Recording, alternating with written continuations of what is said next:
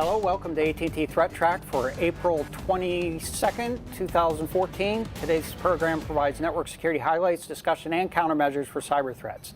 I'm joined today by Matt Kaiser. And Matt, you've been busy working on web analysis and also working on some of our threat intelligence activities. Any comments? It's a wild internet out there. That's all I got to say. Oh, absolutely. Joined here with John Hogoboom. John's got a development background, working on a lot of malware analysis activities as well. And you've been busy with our response to the Heartbleed activities. How's that going? I have been. I've been hemorrhaging. My heart's been hemorrhaging the past week and a half. But I think we've got most things under control, and we're getting there. All right, good. Good progress. And online today we have Jim Clausing. Jim is a expert in malware analysis. And Jim, welcome to the program. Thanks, Brian. And we also have John Markley joining us online. He's been doing vulnerability tracking and alerting activities for some time, and more recently focused on mobility. Welcome, John. Thank you, Brian. And so let's go right into the program here. And the first item here, there's always that question whether you should open an email or not, or follow the links that are in there. And John, can you tell us a little bit about how will we determine whether an email is legitimate or not? Well, there's really quite a few ways to tell. And recently, McAfee created a blog entry, and it's really a good link. I think that one of the challenges there is it's a little generic. So what I've done is I've produced about 7 recommendations off of their 7 ways, and and it's kind of interesting is you want to say you look at an email. And we've talked about this before. I think I've given examples. You look to say, is the URL, if you get an email from AT&T, for example, is that URL actually AT&T that you might click on? Yes or no? Is it real nosy? Is the request real nosy? Are they asking you questions about what's your social security number, what's your password? Those are questions no legitimate groups ask. You look at the sender's email address. This is probably my key element. Is I look at that email address, and it may say John Markley at att.com, but if I hover over it or even do a reply just to curiosity's sake, it actually will point me to something else. It'll show that's not what it's displaying is not exactly what I'm going to respond to. So I think that's probably the most key element that I've ever seen. And a lot of times, too, people say, don't take unsolicited mail. If you get an email from Grandma Smith, and you don't know a Grandma Smith, you might think, maybe it's not quite right. The blog here from McAfee also points out that most companies will use your name. They'll actually say, hi, John. They won't say dear customer. And then, of course, which is not getting as big an issue is the typos, the foreign formatted languages, those type of things. That's probably the most curious, I guess, points of it is if you see an email that doesn't look like something a professional would do, it's probably not. Absolutely. There have been at least some that have speculated that some of these emails may, in fact, there's the fraudulent emails crafted to try to get the low-hanging fruit, that is deliberately even perhaps have some mistakes in it or some low-resolution graphics to try to make it easier to target some of the folks that might be not paying so much attention to that, and to the more savvy folks to just kind of ignore them. Yeah, I agree 100%. And the thing too, you got to wonder is are they waiting for somebody to respond to it just to click and say, I can't believe my bank did this? Just curiosity. It's like, outrage sometimes. you may catch you. Yeah.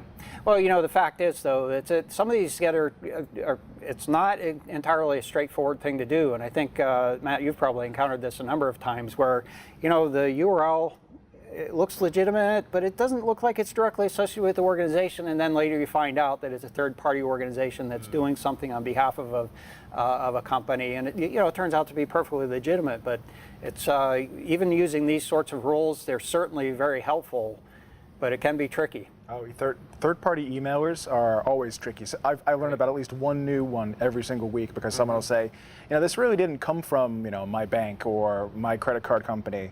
And it turns out that someone's sending emails on their behalf, completely legitimate, but unless you knew that there was that third party involved, you would, all of the bells in your head would be going off and you'd be, doing so rightfully. That's the right response. Yeah. I guess my recommendation would be is if you're not sure, delete it. Yeah, delete it. Or perhaps ask somebody that might be able to help you figure out whether it's legitimate or not. It never hurts to ask for help. Yeah, having a healthy degree of suspicion is always good, but don't go too far overboard. But don't go over the top here. When in doubt, ask Matt. Oh, Right. When in doubt, ask Matt. We send all these And fans Matt can be reached at ThreatTraq@list.att.com. Okay, so let's go to the next step here. Viewer mailbag, we got a question over email, and the question here basically amounts to, we heard that Android, in this particular example, Android 4.1.1 was susceptible to the Heartbleed vulnerability. And so the question is, if that device is used for tethering a laptop to the internet to access email or something along those lines, should he be concerned? Should this person be concerned about the Heartbleed vulnerability in that case? John, well, not from their phone's aspect. Once they're tethered, you would have to worry about your PC and your browser and whatnot, and I think most browsers are okay. We know that there's some other tools like curl and wget that use older OpenSSL libraries or have vulnerabilities in there. But from a client side, that's less of a common tactic. Plus, they'd have to coerce you to go visit them, and it would have to be a malicious server to go get something from you. You know what I mean? So I don't consider that a highly likely threat that I would be concerned about. I guess the Android, there was something, I think Jim might have covered this last week. Wasn't there something with the Android, Jim? So in answer to Al's question, it came in two parts. And again, keep the questions coming. We love them. But, in using Gmail from the phone, yeah, it could potentially be an issue there. If they could convince you to go to a rogue site that would then initiate the Heartbeat connection back to you, or the request back to you. But the tethered laptop is not nearly as much of an issue. Again, as John said there, it's an issue of whether the vulnerable software exists on the laptop, and unless you're running a Linux laptop that hasn't updated the OpenSSL libraries, there's not, if it's a Windows laptop or a Mac laptop, it's likely already either never was vulnerable or has been updated. Yeah, I think this was this case where certainly, he should be sort of paying attention to this, but the susceptibility or the likelihood that sort of an attack is relatively unlikely. All right, so let's go on to the next topic here. We have, let's go back to John Markley, in fact. And John, I know you've been following what's been happening with malware on mobile devices. Can you tell us a little bit more about what's happening so far this year? The article that I recently found, and it's certainly not comprehensive because it's it's always a changing environment, right? But it was another McAfee article on mobile malware. I think the trend for this year, they're kind of talking about the trends, and I think we're going to see a lot of trends for this year, especially in the Android market, which is kind of scary, but it's kind of expected to. It's a fairly open, source. You can get, product deployed in multiple stores. You can pull it down. So I think it's seen as that low-hanging fruit, as we were talking about with the email issue. The mobile malware in 2014, the McAfee people have indicated they had three major points. They say that you're going to start seeing mobile malware in advertisements, which is probably not much of a surprise, really. I think that we see that today. Phishing, spam, those things, have always been a target, and a medium for transmitting malware. So I think mobile is just another way to do it. They talk about iOS keylogger, and I think that that's probably not as big an issue as any of the other ones that they mention. I think that iOS devices are pretty secure. I certainly wouldn't be too concerned, but I think probably the biggest one that I personally feel that you're going to see in 2014 and on is application permissions. And they point that out. That we have to know what we're doing. When we give an app permissions, they ask for those permissions, and we tell it it's okay. And one of the challenges we get into is that after an upgrade or an update happens, those permissions carry over. So from one release to the next, permissions carry over into that new release. And sometimes the permissions have changed, how it's configured. And you have to be aware that your vendor, whether it's Google for Android or, Apple or whomever, they may have added some new features or some new configuration options. So it's one of those things that we always, say, be aware of your permissions and verify them. So I kind of came up with these 6 recommendations for 2014 to keep malware off of the devices. Stay up to date. It's something that we always, I'm an advocate sometimes for bleeding edge patching, but certainly you keep software up to date. You don't jailbreak or root your device. As soon as you do that, not only do you avoid any kind of support you can get, but sometimes those updates don't take, the patch isn't available. If you it used to be always with the Apple world, used to talk about people jailbreaking and then they couldn't update. Well, you miss out on a lot of security when you don't update. I mean, and some of these are common sense. Like know what you're clicking on. Don't click on random links. Free Wi-Fi spots. We've talked about that, I'm sure, many times. When you're in a free Wi-Fi spot, you just realize your traffic is and can be captured. And check your data usage. This is one that I actually caught the other day with an application that was a little suspicious, and I think that it's been cleaned up now. Is you look at your data usage on your device and you think, well, why did it spike? Why did it spike today? Why did it? What is this? 2 a.m. Connectivity going on, and you can kind of look and say, oh, that's not quite kosher. Let's be aware of that. And so as these days that, we get these large volumes of data, and what we have available to us on the device, we need to be aware of that. What are we using that data for? And are we inadvertently leaking something that we don't want to lose? Right. Yeah, I think, at least personally, I struggle. Just about every app wants to know location information. You have to give it permission to get access to location information. And, for that one little thing, it seems appropriate, but you don't get the opportunity to discriminate whether they get access for that one little thing or if they get access to it for forever or wherever you might be. So, and that extends right into the malware space as well. That is, if you get in this mode of thinking where you give applications access to location information or contact information, that sort of thing, next thing you know, it's in the wrong person's hands. So, hey, Jim, do you have any thoughts on this? This whole permission thing is a growing concern of mine. I've fallen victim to, I've got an app I like, it gets updated, it asks for a new, additional permissions, and I kind of just, accept it, even though I'm in the back of my mind, I'm thinking, why does it need that additional, permissions? I need to go back and just uninstall some of these apps, even though I like them, just because they're asking for too much.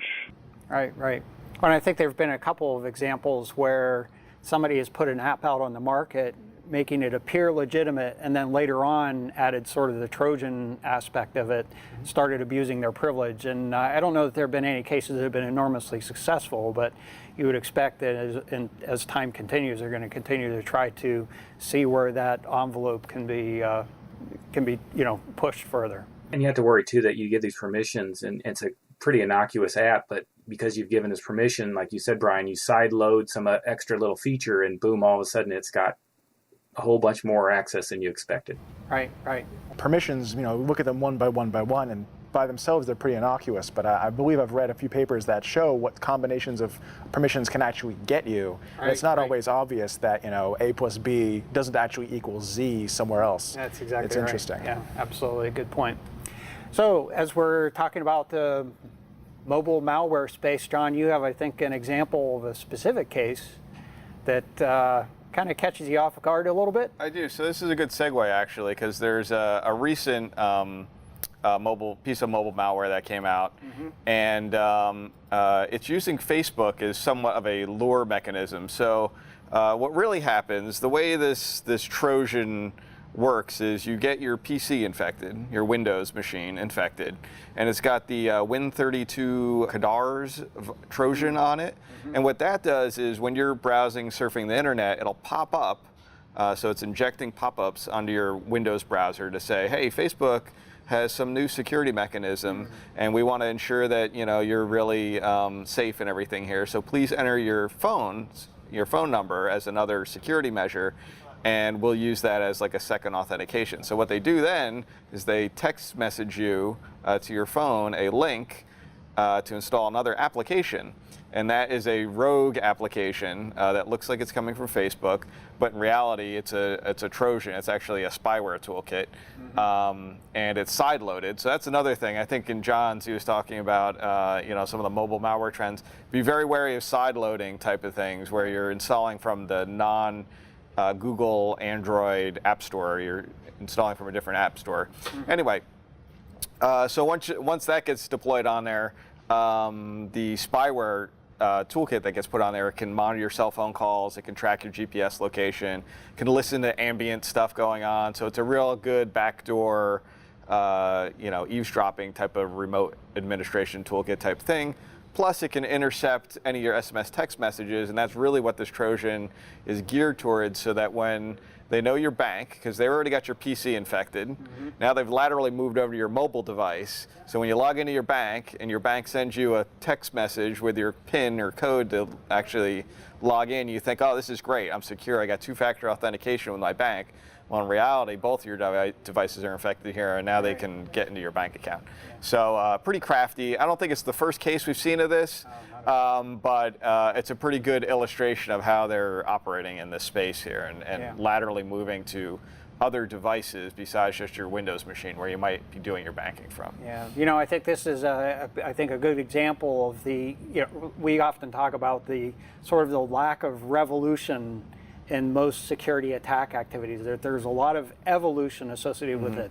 There are lots of little small changes. I recall it was perhaps 3 years ago, it may have been actually more. It was actually this was a case that was being worked by the FBI, if I recall correctly, where they were, and this was actually a banking activity or banking Trojan activity that was targeting Symbian operating systems. Android wasn't even in the mainstream at the time, and they were doing very much like you said.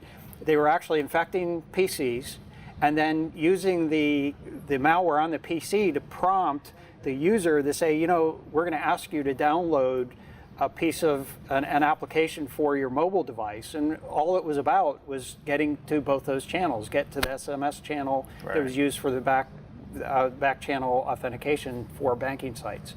And so this is a variation on that, where they're using the Facebook moniker to help legitimize this notion of installing another application, which ultimately is the malware. So very interesting story, and interesting in the sense that obviously they're trying to target a larger audience, but on top of that, the fact that it's continuing evolution of this type of attack. Right.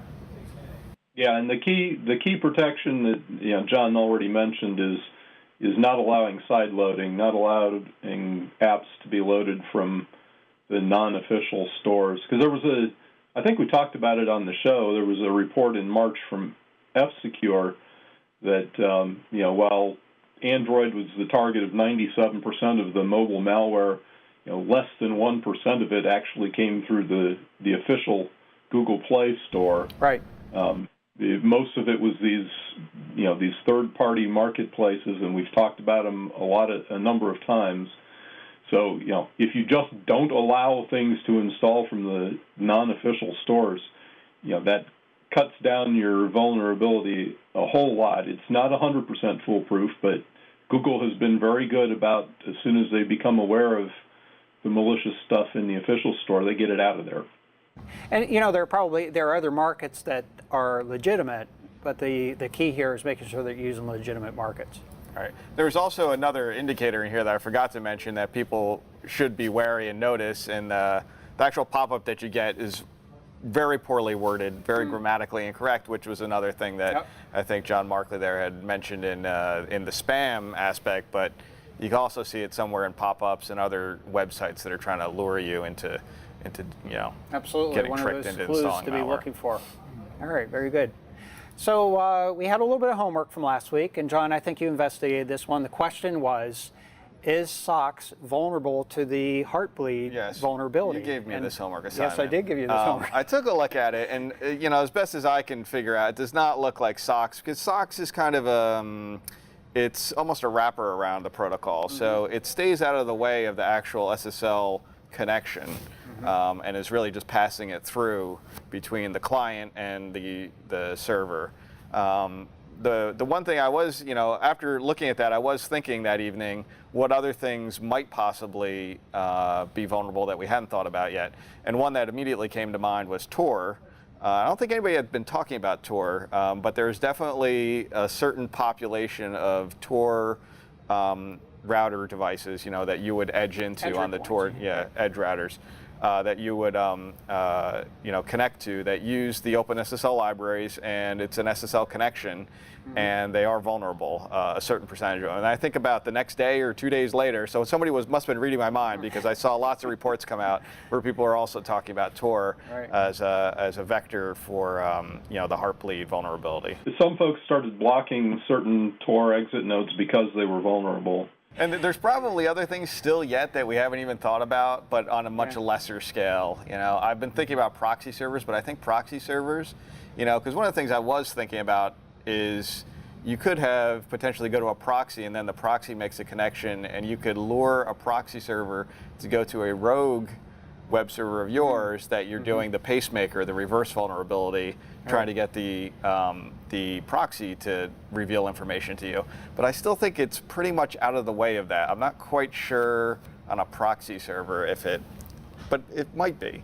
I think it might be. Unless the certificates resided on the proxy server, you're not going to. Outbound normal web proxying, it wouldn't be an issue. It would mostly be an issue on the devices that are the reverse proxy, proxying the inbound and terminating the SSL on the proxy. And most of those companies that provide those have provided updates for those, within the first few hours. Right. All right. Well, that's all good news. Okay. So next, let's go to Matt here. And Sercomm, we thought it was patched. Tell us. So this is kind of amusing to me that the story started off around Christmas and has come back to life around Easter. But a researcher by the name of, and I think it's pronounced Eloy Vanderbecken, of Synactive Digital Security, found a backdoor in firmware for particular DSL routers of various brands that we're familiar with, but all developed originally by a company called Sercomm. And this was a backdoor on port 32764, I believe. And it gave a complete remote shell into the device. Game over, your DSL modem is owned. And patches came out for it, and life went on. Until recently, when the same researcher went and analyzed the firmware update and found that the backdoor wasn't exactly removed. It was really more obfuscated. So it seems the same exact backdoor exists, and you can reach it if you send a Ethernet level packet to the device containing the MD5 hash of the model number of the router, which is not actually as complicated as they just made it sound. But the backdoor is still there, and the idea was that they say it's been removed. You'd expect them to remove it. It's really just been made harder to get at. Right. It is a little harder to actually exploit it. You have to be on the local LAN because nothing above Ethernet gets routed. But if you're the ISP, you also have the ability to send this, which is a little bit interesting. Not sure if anyone would go to the lengths of compromising the ISP to compromise your home router, but it's another way in. Right. So I guess the real upshot of this is that people will put out patches for these sorts of things, and it's really not that hard anymore to go back and verify that the patch has been made. And the Internet of Things is going to be one of those playgrounds where things are not going to quite get patched for a long time.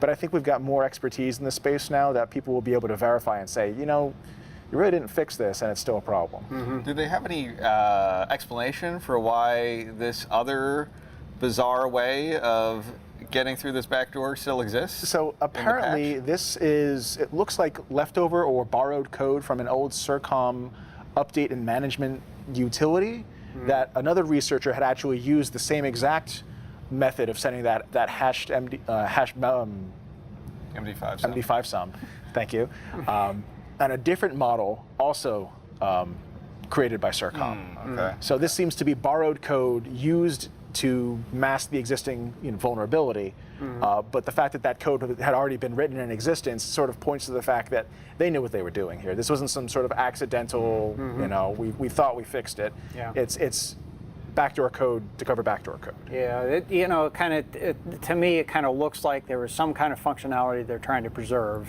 I mean, they apparently needed that backdoor for some reason or other, hopefully for legitimate purpose. But it's still sort of skirting the real security solution that needs to be addressed. That is, there really shouldn't be backdoors obscure or not. Right. Now, as you pointed out, it looked like you'd still, in this case, you need to be, within the ISP effectively. I suspect that there's some ISP out there that needed this management capability, and so it provided some level of security. The obscurity portion, perhaps not, but at least the control framework that they'd be operating in. I guess it is probably worthy to point out that in some, depending on the architecture of the ISP, there is shared infrastructure associated with those, so it is potentially possible to reach from one client to another client and possibly be able to exploit something like that. But we need to understand the specific circumstances a little bit better. And don't forget, we also have the LAN side vulnerability, and we've seen attacks before where malware will compromise a PC on the LAN, and then if they have the ability to write raw packets, they can go ahead and exploit this still. Yeah, absolutely, and that would be an avenue to be able to inject malware, create persistence, perhaps change their DNS resolver, which we've seen certainly in the past. So, I think the most amusing thing you said was that when the patch came out back in December, everybody was, all happy. But I would venture to guess that most people weren't even aware that they needed to update their, most of these are home routers, and who actually knows, I have this Sercomm firmware on my home router device I need to update. I bet you the majority were not even aware, but. Right. Yeah. Anyway, maybe if they watch the show, they're aware. Or at least they are now. Okay, so let's go to Jim here, and I guess Oracle comes out with some quarterly patches. Can you tell us a little bit about what those patches entail, Jim? This was the week for Oracle's quarterly patches, and they sent out their bundle, which this time contained 104 fixes across a whole slew of their products: the Oracle database, their middleware platform, their e-business suite, PeopleSoft, Sun products, MySQL, VirtualBox, Java. When they send out their quarterly patches, they're patching a lot of things. 84 of those 104 were for vulnerabilities that potentially allowed remote code execution without authentication. So these are fairly serious.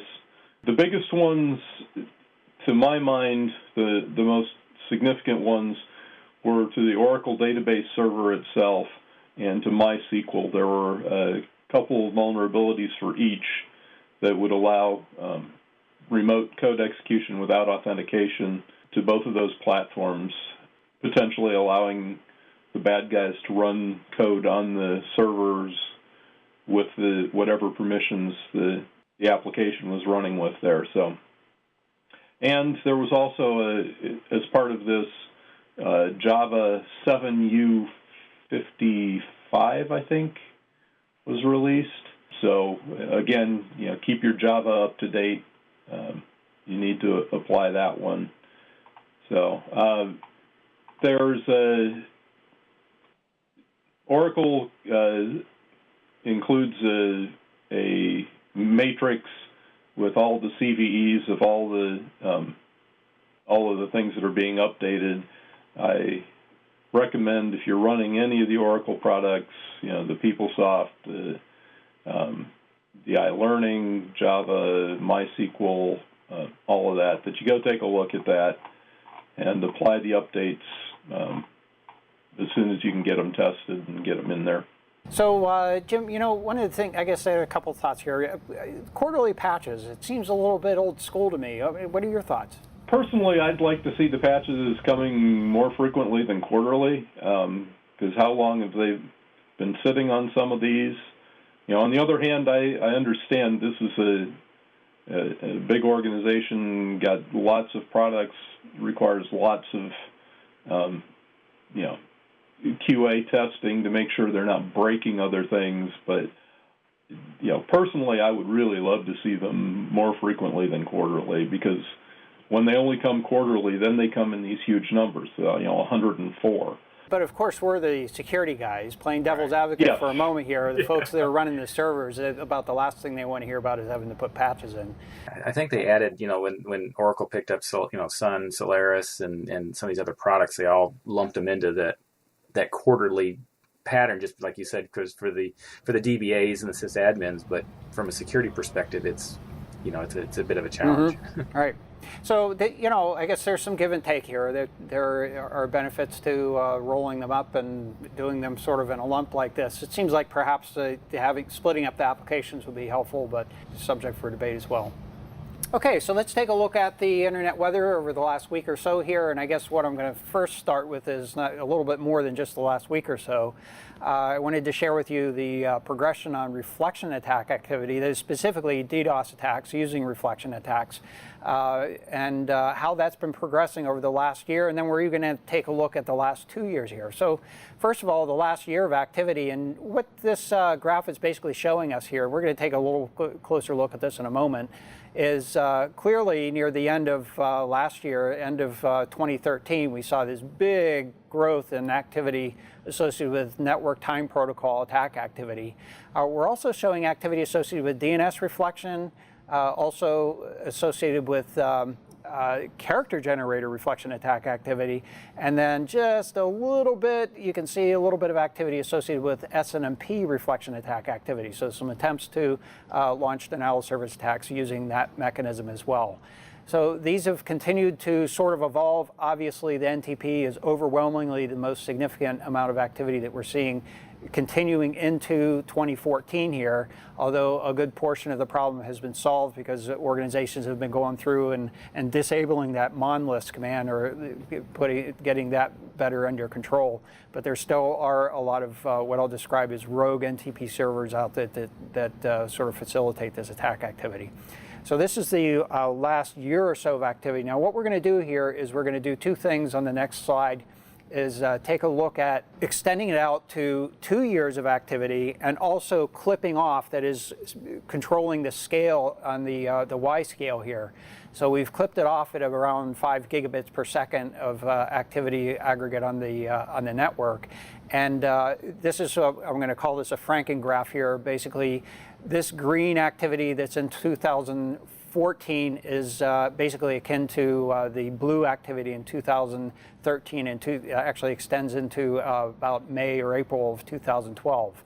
The significance here is both of these are associated with DNS activity. So looking way back into 2012, May time period of 2012, you can see where DNS activity started from, and you can see this continuous sort of upward trend of activity going into 2013. And then the NTP activity sort of joins in the activity. We also see a significant growth near the end of, actually I'm going to take a little closer look here, in 2013, around the spring and May time period. Actually, it was a little bit of a surprise to me how much activity was associated with character generator. So character generator is something that we're going to need to take a little closer look at and try to get that activity curtailed along with the continuing NTP activity. And there seems to be sort of a less reflection activity associated with DNS lately, but it's still a problem that needs to be taken a closer look at as a community, as an internet community as a whole. And then once again, you can see this sort of little blurb of activity associated with SNMP reflection. SNMP reflection has been considered one that has some potential threat associated with it, in that it can create a significant amount of amplification, but it turns out that there aren't that many devices that are exposed out there that seem to be responding to SNMP, certainly in comparison to character generator, which to me, doesn't seem to serve any legitimate, meaningful or needed purpose. I don't think there's that many character generator devices out there. Well, unless you start to go to other countries, which have large pockets of them for some reason that I can't explain. Right. But in general, there's not a lot of character generator devices still out there. Right. Otherwise. I think you sort of inadvertently pointed out a lot of this is with respect to a global internet as opposed to perhaps most of the ISPs I think are relatively mature in the United States. There are certainly developing countries where the devices they're using aren't as modern, the tests that they're using aren't as well defined, their controls perhaps not as well managed, and so there are services being exposed that are perhaps shouldn't be. Character generator traffic just stuns me that, in 2013, 2014, we're still seeing it. The 90s called and they want their DDoS attacks back. We've been talking for 15 or 20 years that you should be turning that off. Well, and I guess we often sort of neglect this point. All of these attacks are facilitated through the ability to spoof source addresses onto the network. And so, best common practices are to provide ingress filtering mechanisms so that that is not possible. But so long as there's any one organization, one of the participants on the internet that allows spoof source addresses, it facilitates an opportunity to conduct attacks like this.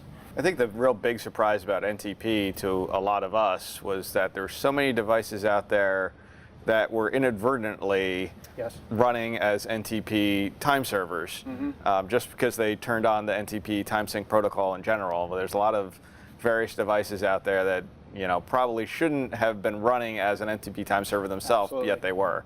Does that suggest that somebody whoever to set these things up, turned on both the client and the server daemons at the same time and didn't know what they were doing? No. I think it's a lack of turning them off. Yeah, I think it's more. Yeah, I think it's more of like it was a default on kind of situation when you started the service. Yeah.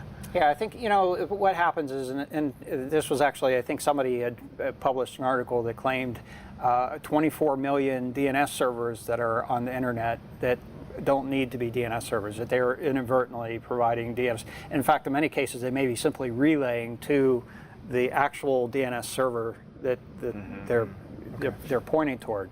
So a lot of the devices that are actually built from the MIPS processors, the ARM processors, they have development kits. The development kits come as basically a smorgasbord of tools. They develop the functionality around it, but perhaps neglect to turn off the other features that are a part of that kit, in effect, loaded on, and there you have services that don't belong there or perhaps aren't needed. I see. All right, so the next item here, let's look at some of the scanning activity we've seen on the network in the last week or so. And this is basically activity we're seeing over the last, extending just a little beyond a week here. Very regular automated scanning activity on port 53 TCP. This is also associated with DNS. We typically talk about UDP associated with DNS activity, but in this case they're scanning port 53 TCP, and 53 TCP tends to be associated with zone transfers.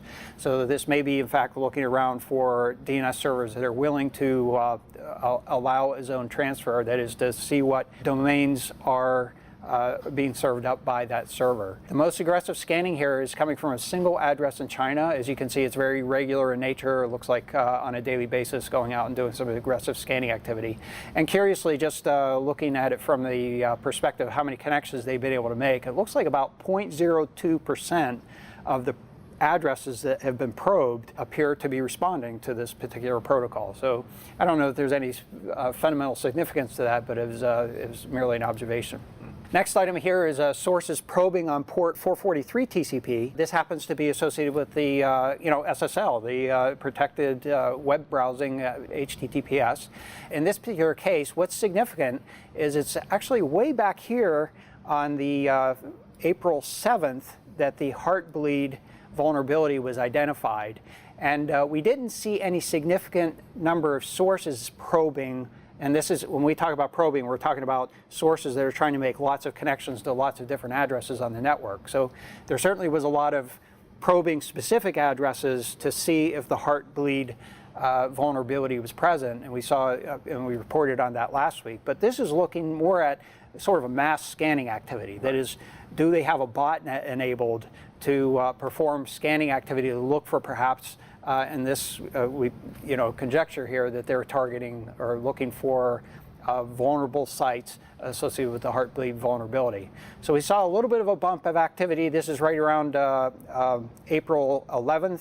A couple more bumps, but what we've seen more significantly is starting on, this was April 19th, a significant growth in the number of sources that are doing this probing activity, and it's gotten up around 5,000 sources and appears to be perhaps even growing still. So this clearly is suggestive of a botnet that's going around and doing more of a low and slow probing activity, but nevertheless doing that probing activity on a wide scale. And I did take a quick look, not conclusive evidence, but at least some of these devices are home routers again. Yes. So there's some kind of Internet of Things possibly factoring into what this botnet's composed of that's engaged in this activity. If I pointed out here, I neglected to mention that most of these sources appear to be in in Argentina. Yeah. That is, when I say most, I'm not saying it's the majority of the sources, but of the different places where we've seen them, more of them seem to be in Argentina. Now that suggests perhaps it's a little different demographic than we've seen in terms of the Internet of Things that we know of that have been compromised. So that's sort of an interesting observation. I also point out that the most aggressive sources of the actual probing activity are from China as opposed to the most sources in the case of Argentina. So having the most sources doesn't necessarily equate to the most aggressive probing activity.